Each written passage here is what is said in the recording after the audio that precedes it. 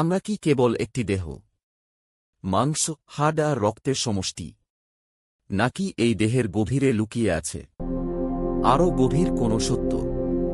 হাজার হাজার বছর আগে ঋষি যোগীরা বলেছিলেন, মানুষের শরীরই এক সম্পূর্ণ বিশ্বব্রহ্মাণ্ড।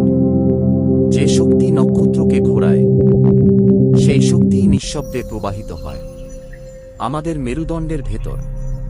আজ আধুনিক বিজ্ঞানও বলছে, মানুষের স্নায়ুতন্ত্র, মস্তিষ্ক ও চেতনার ভেতর লুকিয়ে আছে অদ্ভুত এক সম্ভাবনা। এই ভিডিওতে আমরা জানব কিভাবে যোগ, চক্র ও ধ্যানের মাধ্যমে ধর্ম ও বিজ্ঞান একসাথে মানুষকে পৌঁছে দেয় আত্মজ্ঞান ও আত্মবোধের পথে। আমরা কি কেবল একটি দেহ, মাংস, হাড় আর রক্তের সমষ্টি, নাকি এই দেহের গভীরে লুকিয়ে আছে আরও গভীর কোনো সত্য?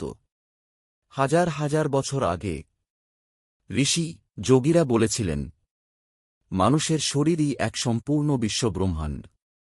যে শক্তি নক্ষত্রকে ঘোরায়, সেই শক্তিই নিঃশব্দে প্রবাহিত হয় আমাদের মেরুদণ্ডের ভেতর। আজ আধুনিক বিজ্ঞানও বলছে, মানুষের স্নায়ুতন্ত্র, মস্তিষ্ক ও চেতনার ভেতর লুকিয়ে আছে অদ্ভুত এক সম্ভাবনা। এই ভিডিওতে আমরা জানব কিভাবে যোগ, চক্র ও ধ্যানের মাধ্যমে ধর্ম ও বিজ্ঞান একসাথে মানুষকে পৌঁছে দেয় আত্মজ্ঞান ও আত্মবোধের পথে।